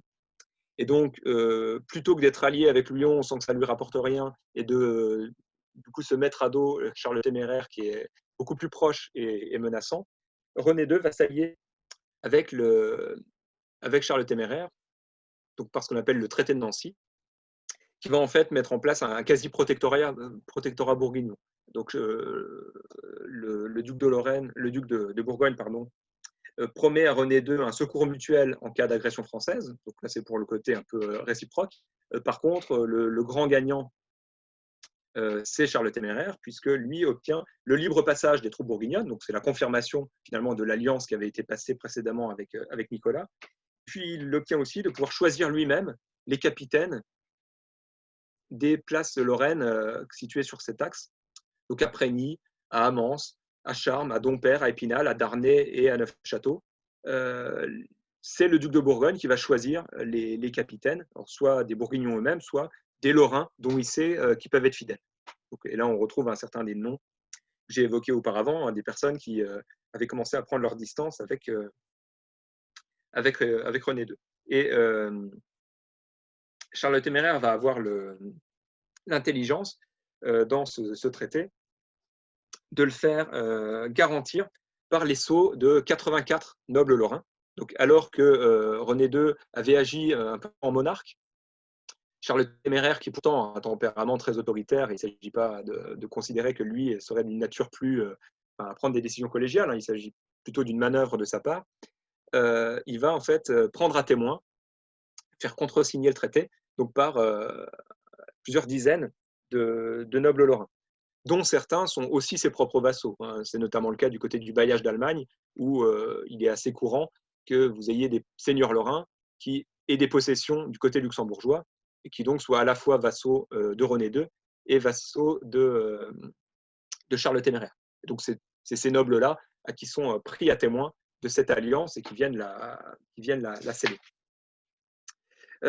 Donc voilà, Charles le Téméraire en 1473, donc à l'automne 1473, réussit à verrouiller en quelque sorte la Lorraine dans son orbite. Et il va, dans ce contexte-là, se tourner à nouveau vers l'Empire. Alors, il va essayer de négocier le fameux mariage de sa fille avec Maximilien à Trèves. Mais donc, les négociations vont échouer. Et finalement, l'empereur refuse de s'engager pleinement. Et donc, Charles le Téméraire, qui voit un peu la couronne impériale lui passer sous le nez, va essayer de renforcer sa position dans l'Empire en allant apporter de l'aide à des alliés, notamment l'archevêque de Cologne. Donc ça va l'emmener pendant presque une année entière du côté de Cologne, enfin à Neuss plus exactement, qui est une ville qui s'est rebellée contre l'archevêque de Cologne. Et alors tout ça semble nous éloigner de la Lorraine, mais en réalité, c'est dans ces circonstances-là que Charles le Téméraire va renforcer sa présence. Donc il a négocié ce traité. Il doit se rendre donc dans la vallée du Rhin, au nord de Cologne, pour aller apporter de l'aide à l'archevêque de Cologne, mais il doit aussi se rendre en Haute-Alsace pour confirmer sa présence, puisque le duc Sigismond d'Autriche lui avait confié des possessions en Haute-Alsace. Et donc là, entre Trèves et l'Alsace, il va passer par la Lorraine, ce qui va être l'occasion pour lui de vérifier la docilité, en quelque sorte, du duc et de son duché, enfin, du duc de Lorraine et du territoire lui-même. Il va donc séjourner à la fin de l'année 1473, après la signature du traité, à Nancy. Il va être reçu par René II.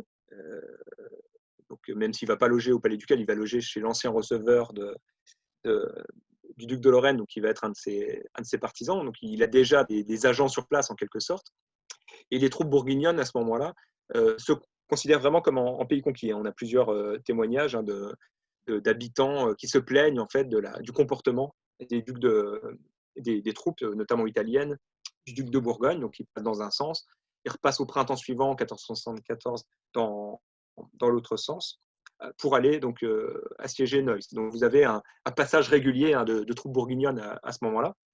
La Lorraine apparaît vraiment comme le territoire qui fait la jonction entre les territoires bourguignons du sud et ceux du nord. Ce qui pose beaucoup de problèmes, hein. Vous avez donc des plaintes qui sont déposées, mais René II est un peu coincé puisque ses conseillers veulent éviter qu'on se lance, enfin qu'on rompe avec la Bourgogne.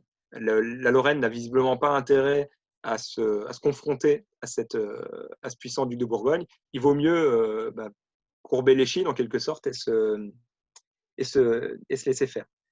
Oula, je vois que le temps passe, donc je vais essayer d'accélérer. Donc voilà, on a une présence bourguignonne de plus en plus pesante, même si en réalité, donc, le duc de Bourgogne va perdre quasiment un an à faire le siège de Neuss, donc entre l'été 1474 et l'été 1475. Alors, dans ce contexte-là, René II ne sait plus très bien quoi faire, sachant qu'il est approché donc, par les ennemis du duc de Bourgogne, donc Louis XI, bien sûr, le roi de France, qui va essayer à nouveau de le détacher, et puis par ce qu'on appelle la Ligue de Constance, qui est formée par les villes alsaciennes hostiles à Charles le Téméraire et surtout les cantons suisses. Donc René II voit très bien que son duché en fait, est en train de lui échapper, qu'il a été un peu léger en signant le traité de 1473, le traité de Nancy. Et donc, en fait, s'il veut vraiment être prince indépendant, il faut qu'il se débarrasse de Charles le Téméraire, enfin de cette emprise bourguignonne, en tout cas, la personne elle-même. Et donc, il se rapproche, mais d'abord en secret. Donc, en 1474, à l'été, au moment en fait où Charles le Téméraire commence à partir vers Neuss, René II change d'alliance, même s'il va falloir quasiment un an pour qu'il officialise la rupture. Donc, il se rapproche des Suisses, il se rapproche de Louis XI, et au printemps 1475, il envoie donc une lettre à Charles le Téméraire, qui est en train d'assiéger Neuss. Charles le Téméraire reçoit la lettre avec une attitude assez surprenante. Il est joyeux, en quelque sorte. Enfin, il reçoit ça avec beaucoup d'allégresse. Il considère que c'est un geste complètement inconsidéré de la part de René II, que René II il l'appelle l'enfant d'ailleurs, est un jeune prince qui ne pèse rien, et que finalement Charles le Téméraire va avoir l'occasion de récupérer directement la Lorraine, puisque ce petit duc de Lorraine n'accepte plus d'être son allié. Les choses vont être réglées assez simplement. Et donc, à l'été 1475, Charles le Téméraire se prépare à lever le camp de Neuss. De toute façon, ça fait un an qu'il n'arrive à rien là-haut. Il va grouper son armée vers le sud, donc à Luxembourg, à la frontière du duché de Lorraine. Pendant ce temps, bien sûr, René II va chasser un certain nombre de Bourguignons qui tiennent encore quelques places, donc les choses se clarifient un petit peu. La Lorraine s'apprête à se faire envahir, et Charles le Téméraire rassemble donc ses troupes à la fois au sud, du côté de la Franche-Comté, et au nord, du côté de Luxembourg. Et avant d'envahir, en fait, Charles le Téméraire va envoyer, un peu le prolongement de ce que je disais tout à l'heure, cette intelligence, cette bonne compréhension de ce qu'est la noblesse lorraine. Charles le Téméraire va envoyer un manifeste à la noblesse lorraine, c'est-à-dire à tous ceux qui avaient contresigné le traité, en les prenant à témoin. Il invite les nobles de Lorraine en fait, à rompre avec René II. Il considère René II comme un félon qui vient de rompre un traité, et il les prend donc à témoin, et il dit finalement c'est même qui allez être parjure et félon si vous le suivez. Vous êtes engagé, hein, votre parole est engagée. Il insiste bien sur cette question d'honneur. Hein, je parlais tout à l'heure d'idéologie, de mise en avant de la noblesse de la chevalerie. C'est un argument sur lequel il joue beaucoup et qui va visiblement bien fonctionner, puisque de nombreux nobles lorrains vont rester sagement chez eux, ne vont pas réagir au moment où les Bourguignons vont envahir la Bourgogne. C'est en particulier le cas hein, du côté du bailliage d'Allemagne, hein, où vous avez des nobles qui sont à cheval entre fidélité bourguignonne, luxembourgeoise d'un côté, et puis fidélité lorraine. Et donc, il préfère rester neutre, mais cette neutralité, en réalité, est une neutralité qui va largement favoriser l'invasion de Charles le Téméraire, enfin de l'invasion bourguignonne de la Lorraine. Et Charles le Téméraire prépare déjà la conquête et même l'après-conquête. C'est-à-dire, il commence à redistribuer les terres à ses fidèles. Il n'est pas encore en Lorraine que déjà, il sait à qui il va donner tel ou tel château. René II lui-même se retrouve un peu coincé puisqu'il comptait sur l'aide de René II, de Louis XI, mais Louis XI va faire volte-face. Il va signer une trêve avec la Bourgogne au mois de septembre 1475 et il ne va pas mentionner René II dans cette trêve. Donc René II se trouve confronté à une prise en étau puisque l'invasion bourguignonne va commencer, donc à la fois par le Luxembourg au nord et par la Franche-Comté au sud. Dans ses troupes, il a beaucoup de défections. Il a des mercenaires suisses et allemands, mais il n'arrive pas à les payer. Et donc ses troupes fondent. Les seigneurs lorrains restent la plupart tranquilles, comme je viens de l'expliquer. Et donc au mois de septembre, Charles le Téméraire va entrer en Lorraine, va commencer à conquérir place après place. Il va être reçu par les Toulois, qui étaient déjà dans sa zone d'influence. Il va assiéger Charmes. La ville va résister, la ville de Charmes, et donc elle va être pillée, notamment par les habitants de Châtel-sur-Moselle qui vont se venger des épisodes précédents que j'évoquais tout à l'heure. Il va saccager également la ville de Bruyères. Et donc, ces exactions-là vont en fait faire peur à beaucoup d'autres villes qui vont spontanément se soumettre. Raon-l'Étape, Arches, Remiremont, Saint-Dié, etc. Les différentes villes de Lorraine, donc, à l'automne 1475, se soumettent. Il vient assiéger donc, la capitale, Nancy. Donc, le siège commence le 24 octobre. Il n'y a quasiment plus que cette ville. Les autres villes en parallèle se soumettent, Neufchâteau, Lunéville, etc.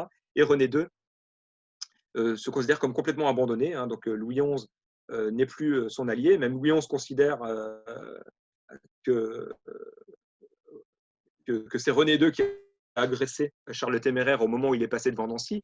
Donc c'est évidemment pas le cas. Là, on a clairement une invasion, mais Louis XI trahit en quelque sorte le jeune René II. René II se réfugie à Joinville, donc en Champagne, et il demande même à ses sujets de cesser la résistance. Donc en novembre, Nancy capitule.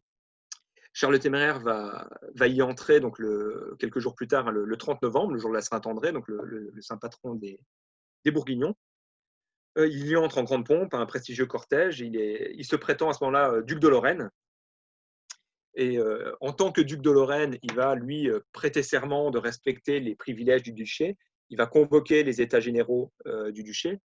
Donc bon, là, l'image c'est Malines en fait, mais on n'a pas d'image qui représente la session donc en décembre 1475 où il va réunir les représentants des États de Lorraine, donc la noblesse, du clergé et des villes.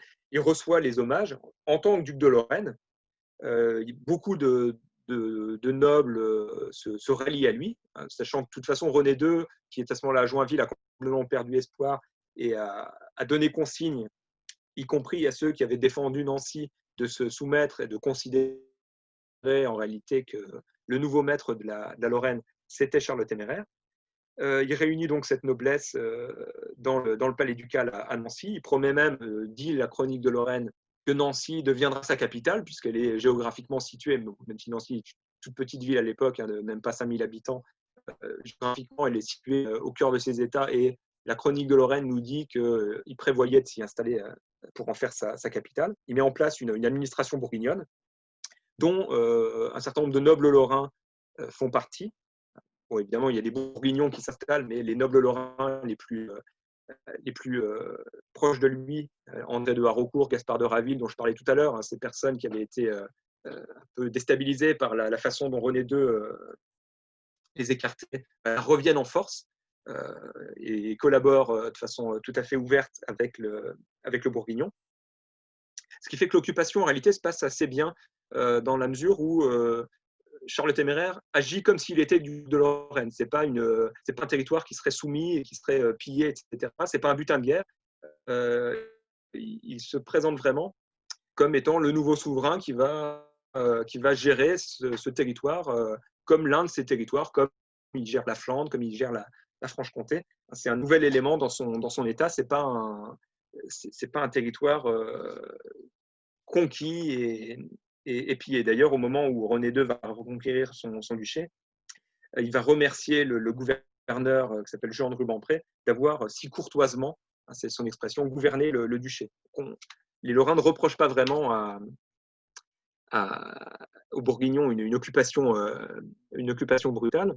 Donc tout ça aurait pu très bien continuer ainsi finalement. Et la Lorraine, visiblement, quand on se place à la fin de l'année 1475, la Lorraine intègre complètement l'État bourguignon.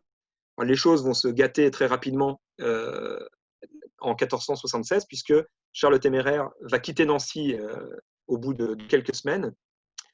Dès le mois de janvier, il va quitter son armée pour aller régler les problèmes qui l'occupent depuis un moment en Suisse, puisque les Suisses ont envahi une partie de la Franche-Comté. Il était occupé à Neuss, donc au nord, il ne pouvait pas s'occuper des Suisses. Il s'est occupé entre-temps de la Lorraine. Maintenant, il considère que la Lorraine est un problème réglé, et donc il va aller affronter les montagnards. Il méprise les Suisses, il a des comptes à régler avec eux. Il veut reconquérir donc, le pays de Vaud, puisqu'il y a là-haut des vassaux qui ont été bousculés par les Bernois, qui avaient envahi donc, le pays de Vaud au printemps précédent. Et donc, il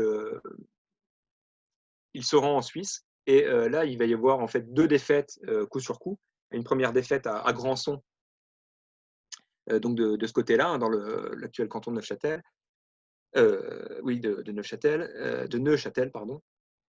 Et puis, quelques semaines plus tard, à Morat, où là, cette fois-ci, René II ressurgit. C'est-à-dire René II qui s'était résigné à avoir perdu son duché, va prendre la tête de la cavalerie auprès des Suisses et va infliger donc une défaite très importante à Charles le Téméraire. Donc, Grandson, puis Morat, 2 défaites importantes qui vont en fait avoir des échos en Lorraine, puisque d'une part, René II revient en scène.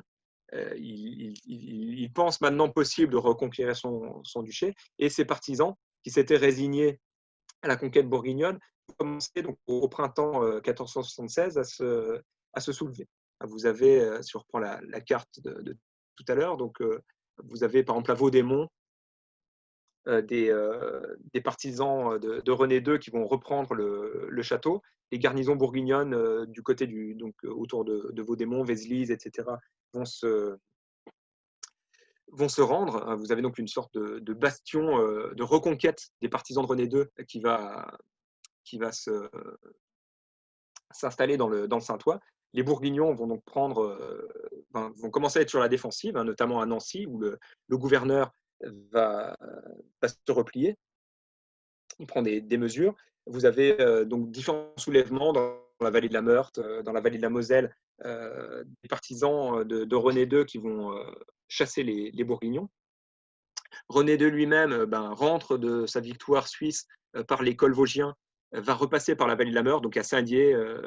Les chanoines qui s'étaient soumis précédemment aux Bourguignons essayent de se faire pardonner en offrant des cadeaux et en offrant bien sûr leur soumission et leur promesse de fidélité à René II. René II donc, revient par la vallée de la Meurthe. Il va reconquérir Nancy. Hein, les Bourguignons sont à ce moment-là minoritaires désormais en Lorraine. Les Bourguignons donc, vont fuir vers Metz. Certains, notamment les nobles dont je parlais, hein, Gaspard de Raville, etc., vont essayer de soulever les partisans bourguignons dans la noblesse du bailliage d'Allemagne. Donc, la carte là est inversée, hein, le nord est en bas. Donc, de ce côté-là, dans l'actuel département de la Moselle, si vous préférez, vous avez donc certains nobles lorrains qui essayent certains nobles lorrains pro-bourguignons qui essayent de résister à la reconquête de René II. Et finalement, c'est Charles le Téméraire lui-même qui va venir donc planter sa tente devant Nancy, hein, puisque Nancy est redevenu lorrain. Donc, fin octobre 1476, hein, il assiège à son tour la ville. Les conditions sont extrêmement difficiles. Déjà, il a plus beaucoup de troupes. Il en a beaucoup perdu en Suisse. Il a des gros problèmes financiers pour essayer de recruter à nouveau des troupes. L'hiver 1476-1477 est très rude. Et pendant ce temps, au contraire, René II donc, a quitté à nouveau Nancy et est allé chercher des renforts en Alsace et en Suisse. Il bénéficie d'une aide financière de la part de Louis XI, qui ne se mouille pas directement dans l'affaire, mais qui va évidemment financer l'ennemi de son ennemi. Il ne va pas affronter directement Charles le Téméraire, mais René II va bénéficier de l'or français pour donc recruter des mercenaires alsaciens et des mercenaires suisses. René II rassemble près de 20 000 hommes pour venir secourir Nancy face aux Bourguignons, sachant que donc il reste plus au moment de la bataille, donc le 5 janvier 1477, il reste guère plus au maximum que 6 000, peut-être 10 000 hommes. 10 000 hommes, c'est le nombre de soldats que Charles le Téméraire avait payé début décembre. Mais en fait, il y a des gros problèmes d'alimentation, des problèmes de froid, beaucoup de désertion. Et donc, au maximum, il doit lui en rester 6 000 au moment où les troupes de René II arrivent. Et donc, l'épilogue, le voilà. J'évoquais tout à l'heure la mort de Charles le Téméraire donc, devant Nancy. Donc, la petite ville de Nancy, la voici. L'étang Saint-Jean, où Charles le Téméraire a installé son campement, est par là, donc l'actuelle gare, le quartier de la gare. Et puis, les Lorrains arrivent donc par la vallée de la Meurthe, donc, par Saint-Nicolas-de-Port. Et donc, les Bourguignons se sont avancés du côté de l'actuelle église de Bon Secours que j'évoquais en introduction. Et les Lorrains vont décider une manœuvre assez intelligente, enfin même qui va porter ses fruits, puisque les Bourguignons comptent sur leur artillerie qui est placée évidemment face à la route, et les Lorrains, les Alsaciens et les Suisses, puisqu'en réalité la majeure partie des troupes, c'est des troupes suisses, vont envoyer une partie seulement de leur contingent sur la route principale, donc que vont voir arriver les Bourguignons face à eux, mais une bonne partie des troupes vont traverser le bois de Jarville et le bois de Sauru pour venir prendre à revers les troupes. Et là, en fait, ça va être la débandade. En quelques minutes, le sort des Bourguignons va être réglé, déjà qu'ils étaient en infériorité numérique. L'aile gauche va traverser le gué et puis fuir vers la rive droite de la Meurthe. Une bonne partie va être massacrée sur place, et puis une partie, dont Charles le Téméraire lui-même, va tenter un repli vers le nord.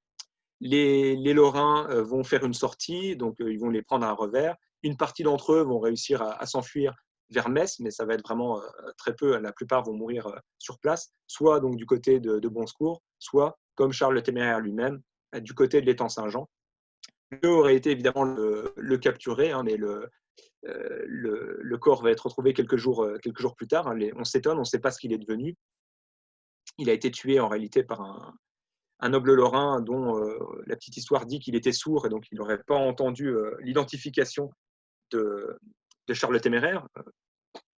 Il aurait mieux fait de le capturer pour en tirer une rançon, mais donc il lui a fendu le crâne à coups de hache. Et donc, Charles le Téméraire meurt le 5 janvier 1477. Les Lorrains sont donc libérés de cette emprise bourguignonne, alors qu'ils auraient pu, si je conclus, donc là c'est un épisode, je disais, quand je parlais d'Henri Pirenne, que les Belges considèrent que la Bourgogne fait partie de leur, comment dire, enfin, que la gloire de l'histoire de la Belgique passe par cet épisode bourguignon. Et donc en réalité, on pourrait dire que sans les Suisses, les Lorrains seraient aujourd'hui des Belges. Voilà, conclusion très rapide. Désolé, j'ai été un peu plus long même beaucoup plus long que ce que j'avais prévu. C'est pas grave. Alors, Merci beaucoup en tout cas pour cette belle conférence. Je vous ai partagé un petit questionnaire que je vous demanderai de bien vouloir remplir dans le chat pour nous aider à nous améliorer.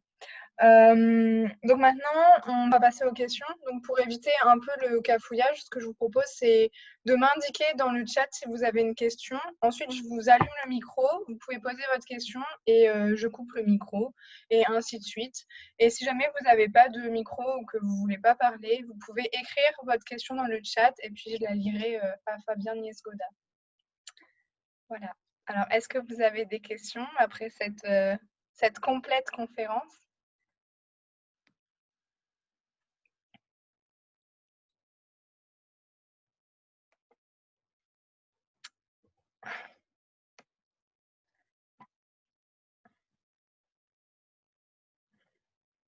Vous pouvez aussi lever la main. Je ne sais pas si vous voyez dans les outils que vous avez sur Zoom.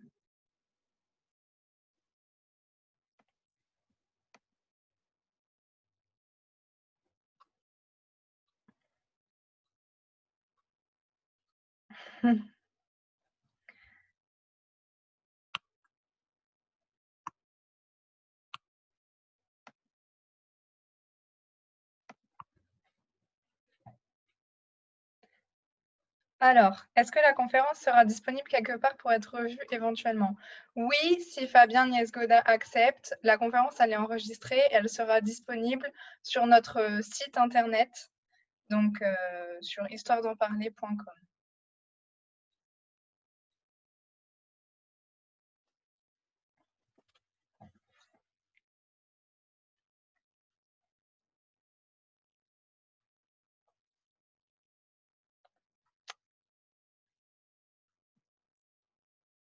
Voilà.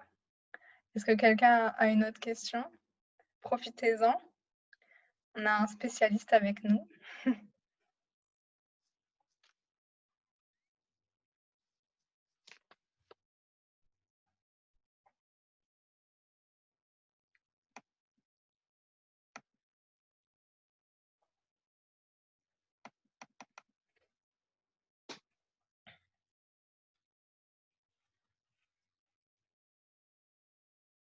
Alors, je ne sais pas s'il y a des questions qui sont en train d'être écrites. Juste un mot.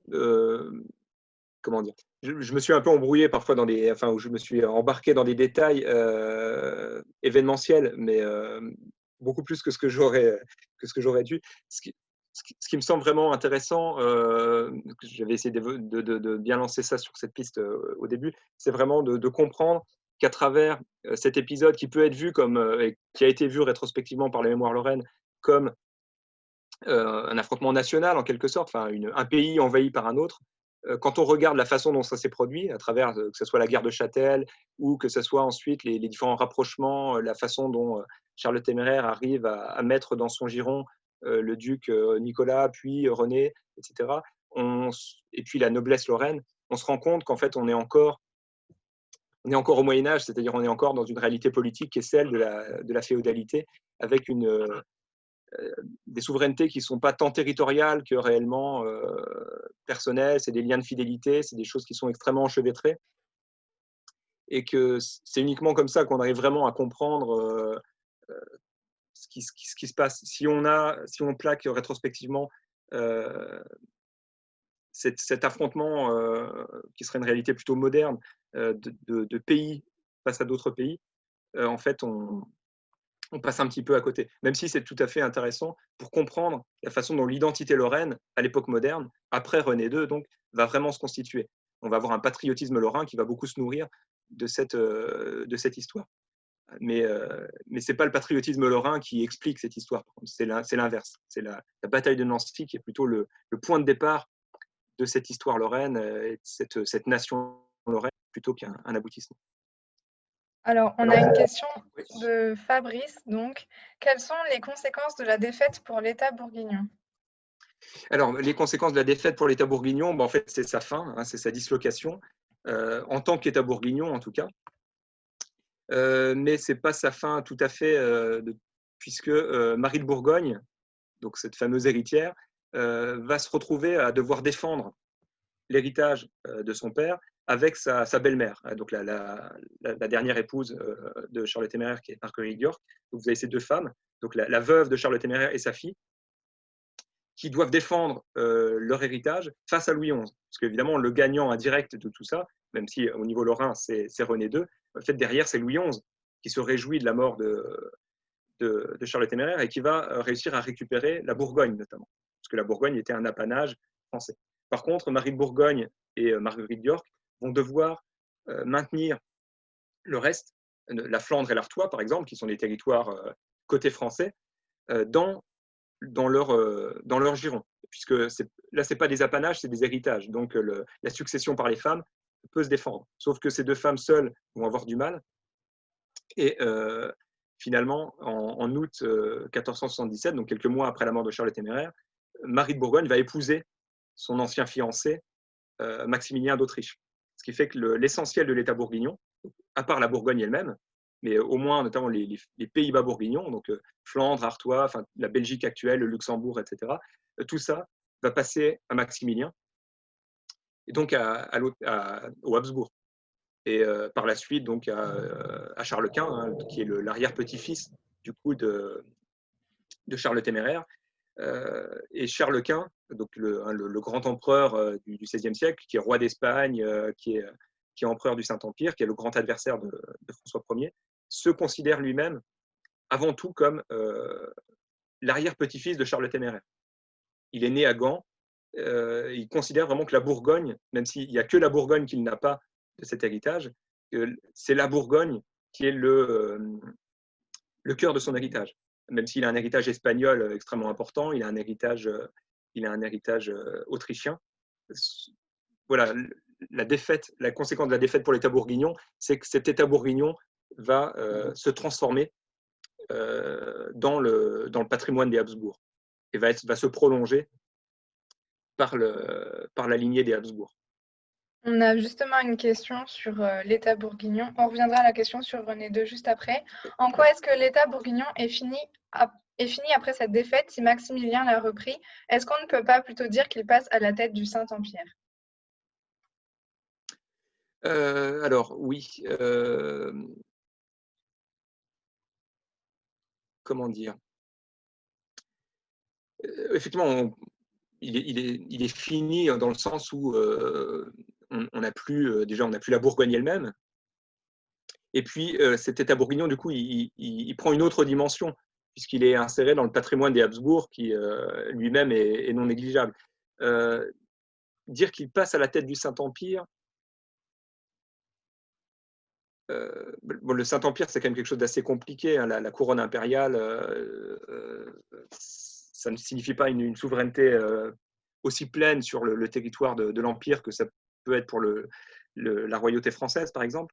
Mais on peut dire que finalement, le rêve de Charles le Téméraire s'est concrétisé sans lui, puisque lui voulait s'insérer entre Frédéric et Maximilien, récupérer la couronne impériale, mais de son vivant, ce qu'il envisageait, c'était effectivement que ça passe aux Habsbourg, en réalité, et donc à s'aligner par l'intermédiaire de sa fille. Et donc, oui, on peut dire que ça se prolonge. Les Habsbourg pleinement sont les héritiers de cet État bourguignon. Mais étant donné que les Habsbourg sont aussi une puissance pleinement impériale, enfin, ils sont à la tête du Saint-Empire, ils ont des territoires eux-mêmes du côté de l'Autriche, etc. Ce qui disparaît réellement, c'est cette idée d'un État intermédiaire entre d'une part la France et d'autre part le Saint-Empire. C'est dans ce sens-là qu'en 1477, on a vraiment un tournant géopolitique, puisque ce qui se dessinait à travers la lignée des Valois de Bourgogne, c'était quand même ce bloc qui n'était ni français ni impérial. Même si le simple fait que Charles le Téméraire n'ait pas de fils laissait entendre que ça pouvait difficilement perdurer. Il n'avait que cette fille Marie de Bourgogne, donc lui-même, il avait déjà anticipé sur peut-être une transformation en territoire impérial. D'accord. Merci. Et on a une autre question sur René II. Est-ce qu'il est devenu lorrain?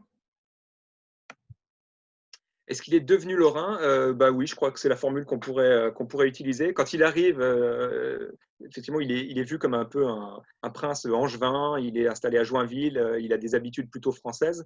Il est très maladroit et ça va quasiment lui coûter son duché au départ. Mais il va réussir assez rapidement, enfin, il va acquérir une maturité politique très, très, très rapide. D'une part, il va réussir à militairement faire ses preuves à Morat, et donc ça va redonner du poil de la bête en quelque sorte, et puis il va réussir à cristalliser autour de lui l'espoir de ceux qui ne se résignaient pas à l'occupation bourguignonne, donc côté de Vaudémont, etc., où on va avoir donc cette résistance qui va se mettre en branle avec René II donc comme étant vu comme étant le souverain légitime.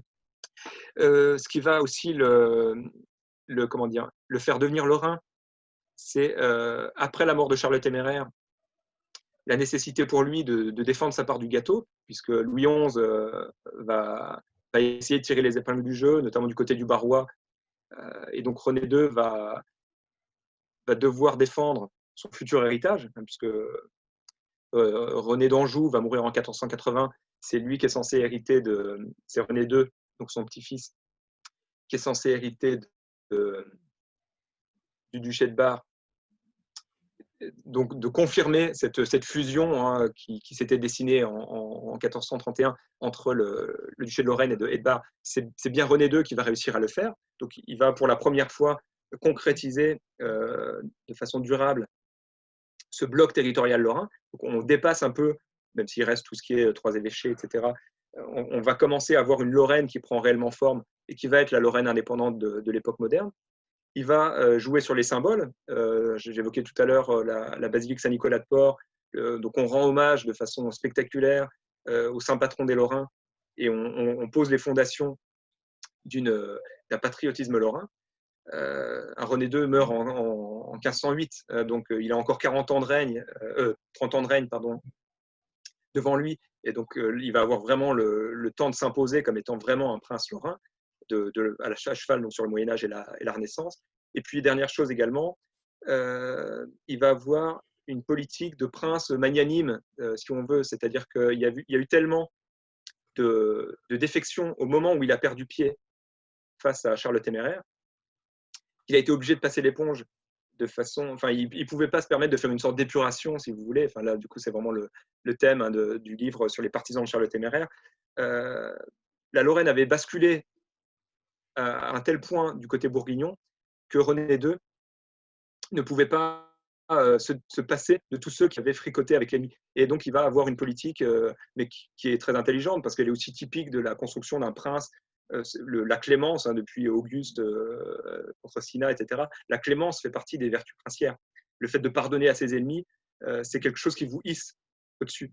Et René II va réussir à faire ça, et donc même s'il va y avoir certaines personnes comme André de Haraucourt ou autres qui vont passer du côté de Maximilien et qui vont rester bourguignons jusqu'au bout en quelque sorte, la plupart des autres, même ceux qui avaient collaboré entre guillemets avec les bourguignons, vont repasser au service de René II sans trop de problèmes. René II va réunir régulièrement les États, hein, alors qu'il n'avait pas fait au début de son règne et ça avait été mal vu. Après, au contraire, il va régulièrement consulter sa noblesse, il va faire des compromis et il va être reconnu sans aucun problème comme étant le prince légitime du duché de Lorraine. Donc oui, il devient lorrain effectivement au moment de sa reconquête. Merci. On a une autre question. Existe-t-il une typologie des partisans de Charles le Téméraire ou de René II? Alors une typologie, je ne vois pas trop ce que vous voulez dire par typologie. Le livre que j'ai publié porte sur les partisans de Charles le Téméraire en Lorraine, donc c'est un panorama pour essayer de comprendre sur quelle force a pu se reposer Charles le Téméraire. Alors, les points communs, alors, il aurait fallu que je prolonge ça, et peut-être que je le ferai un jour par une thèse pour aller beaucoup plus loin dans la documentation, pour essayer de creuser sous une forme prosopographique, par exemple, hein, essayer d'identifier quels sont les réseaux familiaux qui sont mobilisés. Alors, dans les partisans, si on essaye d'identifier des grandes catégories, bon, on va prendre hein, de façon classique les trois ordres du Moyen-Âge. Du côté de la bourgeoisie, ce qui peut expliquer qu'un certain nombre de villes se soient soumises à la Bourgogne, ce serait en fait une sorte d'intérêt commercial, c'est-à-dire que les bourgeois ont intérêt à ce que le commerce se passe bien, à ce que les routes soient sûres, et le fait d'être intégré dans un vaste ensemble, a priori, ça va dans le sens des affaires. Donc les bourgeois des différentes villes n'ont pas intérêt à ce que le morcellement et les guéguerres locales se prolongent. Donc eux, voilà, du côté de la bourgeoisie, on peut identifier une sorte de motivation économique à la soumission à la puissance bourguignonne. Du côté du clergé, on a en fait une influence, j'ai évoqué assez rapidement du côté de Toul par exemple, mais on a une assez forte, une assez forte influence bourguignonne très tôt, au cours du XVe siècle, qui peut s'expliquer un peu par les mêmes raisons. Hein. Le clergé est plutôt partisan quand même enfin, depuis la réforme grégorienne, hein, la paix de Dieu, etc. Donc il y a quand même une volonté de pacification qui peut expliquer une certaine docilité. Ce n'est pas du côté du clergé qu'on va trouver des appels à la résistance, à la prise d'armes, etc.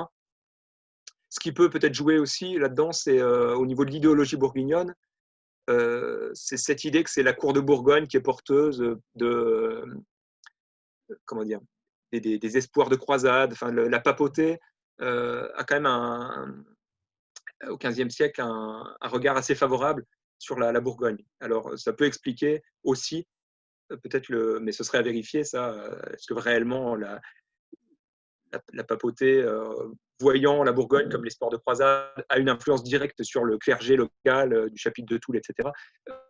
C'est pas certain, mais ça peut être un état d'esprit général. Et puis au niveau de la noblesse, le point commun, on pourrait en voir deux. Premièrement, il y a le point commun qui est le fait que parmi les partisans de Charles le Téméraire, il y a des gens qui sont eux-mêmes vassaux de Charles le Téméraire, qui sont lorrains, mais en même temps, ils sont déjà un peu bourguignons. Donc ça pèse beaucoup dans la balance quand il s'agit de choisir entre René II et Charles le Téméraire, quand on est en fait quand on est vassal des deux. La plupart du temps, c'est du côté de Charles le Téméraire qu'on bascule, et c'est le cas de beaucoup de nobles, notamment du côté du bailliage d'Allemagne, donc dans le nord du duché.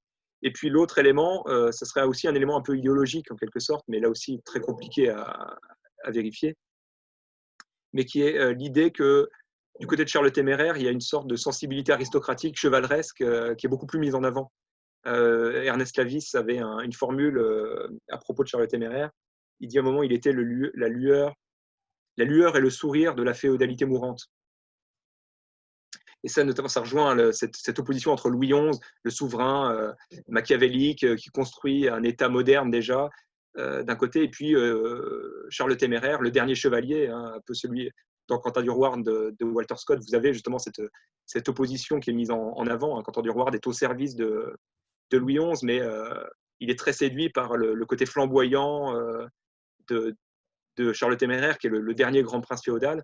Et comme René II, au moment où il arrive, semble se comporter en prince français, il remplace des gens à tel ou tel office, il ne réunit pas les états généraux.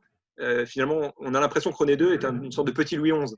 Et Charles le Téméraire, au contraire, va flatter la chevalerie comme étant quelque chose qui compte. Quand il adresse son manifeste, il joue sur cette fibre-là. La noblesse, ça compte. Et donc, voilà, cet esprit aristocratique va aussi pouvoir être un trait des gens qui vont, enfin des nobles qui vont basculer du côté du téméraire. Merci. Alors, les sanctions. Est-ce qu'il y a d'autres questions? Sinon, on va pouvoir vous libérer.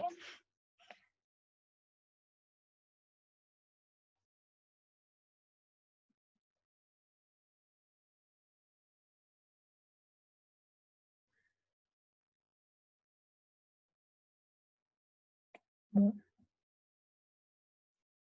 Non, je pense qu'il n'y a plus de questions. En tout cas, merci beaucoup Fabien Niesgoda pour cette conférence. Merci à vous d'avoir été attentifs. On vous donne rendez-vous demain pour la prochaine conférence à 16h. Ça sera sur l'histoire du scoutisme. avec Jean-Jacques Gauthier, qui est magistrat et spécialiste de l'histoire du scoutisme. Je vous souhaite une bonne soirée à tous. Prenez soin de vous. Et il y a encore une question. Jusqu'à quand aura lieu l'alliance entre la Lorraine, l'Alsace et la Suisse? Voilà, oui, quelqu'un vient de répondre, effectivement. Jusqu'à C'était la une alliance de bataille. circonstances contre Charles le Téméraire. Il y avait un ennemi commun, mais ensuite, il n'y a plus de raison. Chacun repart avec ses intérêts. Effectivement, ça s'arrête vraiment à ce moment-là. Même s'il peut rester, évidemment, dans le souvenir, mais diplomatiquement, militairement, non, ça s'arrête. Ok. C'est bon? Ce serait beaucoup moins long sur cette... Oui. Dernière chance.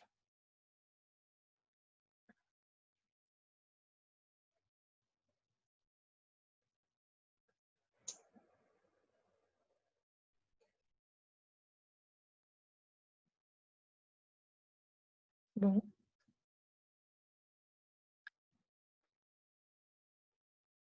Bien, merci Voilà. à tous Je pour votre pense écoute que et l'appel du ventre est plus fort.